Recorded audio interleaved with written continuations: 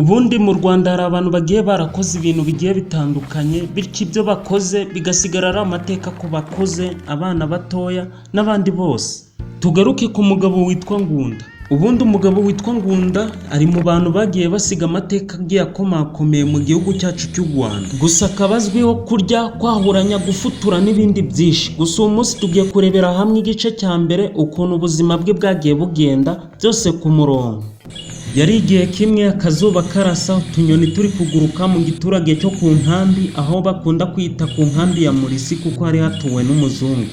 Gusa muri icyo cyaro hari umugabo witwa Ngunda wanditse amateka kuko yabaga ageze iwawe akahuranya ibyo asanze, akamera nk'inzige neza ntagire icyo asiga.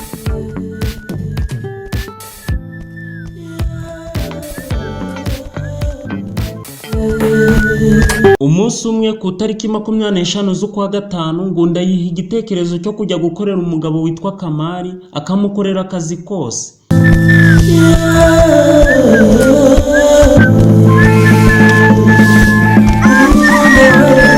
Mu mudugudu wa Mugara hari umugabo witwa Kamari, yari afite ibintu, akize, atunganiwe ndetse ari n'umukungu.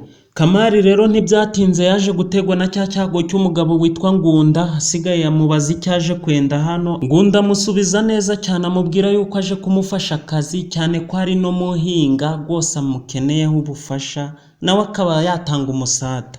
Kamari nawe yamubwiye yuko afite abakozi benshi, ko nta wundi muntu akeneye rwose bahagije. Ngunda nawe mu kumusubiza yiyemera, amubwira yuko abo bakozi benshi arabafite yego, ariko ntago bashobora gukora nkawe. Kamari nawe mu kumusubiza yamubwiye yuko badashobora gukora nkawe, cyane nk'uko batashobora no kujya nkawe. Ngunda mu gusubiza uwo mugabo yabwiye uwo mugabo Kamari ko muri no minsi yarwaye atagishobora kurya, ngo ahubwo agize bwangu yagira vuba akamuzanira amasuka akajya kwihingira, ubundi akareba ukuntu yataha hakiri kare. Kamari akimara kumva ibyo Ngunda avuze yarasetse cyane, aravuga ati Ngunda rega ndakuzi.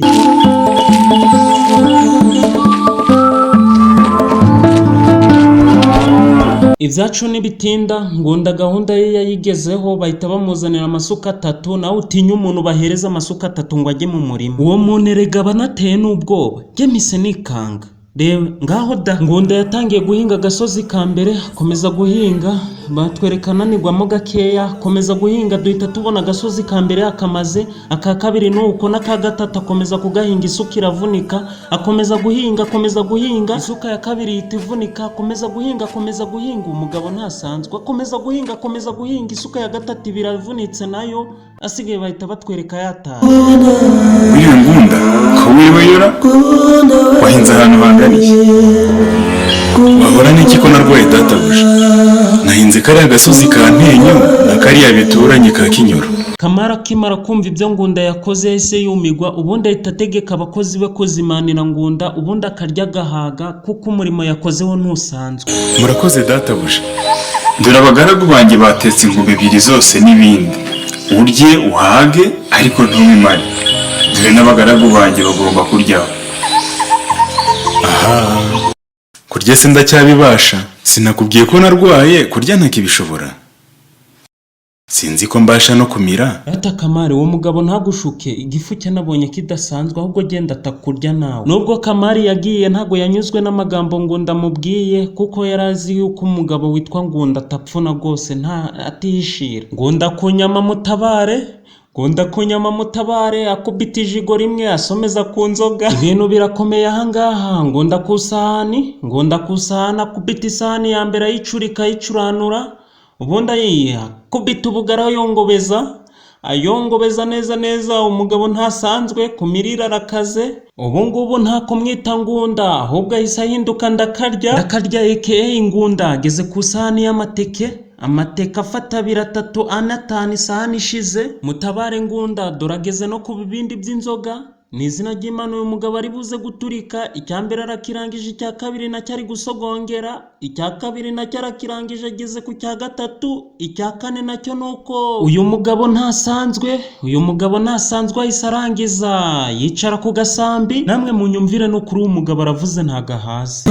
Nyenduzi ko inka nyitonoye, ariko abahungu bayiriye niryoshye pe. Ndiye akantu gato ariko yariryoshye koko. Ntibyatinze amakuru yageze kuri Kamari ko ibiryo byose bahaye Ngunda yahise abimara, asigaye Kamari ahita ategeka abagaragu be gufata n'ibyari bisigaye bakabihereza uwo mugabo Ngunda akabirya. Mbega abagabo bababwiye ngo munzanire ibiryo murabyibikira, kuki munyanga? Ubu ibi biryo byose mwabimara? Uyu mugabo ni igisambo. Icyama ngo ijuti rya none ntigitangaza rwose. Ngunda nk'umuntu utitaye ku byo boss wari kuvuga yakomeje kwirira kugira yandike amateka mu gitabo kugira ngo natwe tuzajye tumuvuga n'ubuvivi n'ubuvivure buzajye buvuga ko yahoze ari igitangaza ku kintu cyitwa imirire.